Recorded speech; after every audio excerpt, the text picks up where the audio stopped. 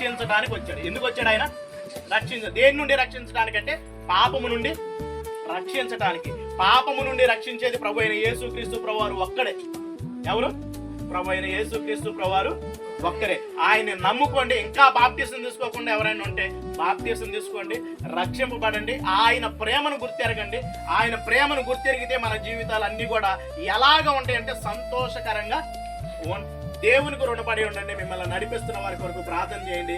అలాగే మీకు సహకరిస్తున్న వారందరి కొరకు కూడా ఏం చేయాలి? మీరు ప్రార్థన చేయండి. మీరు ప్రార్థన చేస్తుంటే మేము కూడా ఇంకొంచెం ముందుకు అడుగులు వేయడానికి అవకాశాలు ఉంటాయి. అటు కృప దేవుడు మనందరికి అనుగ్రహించును గాక.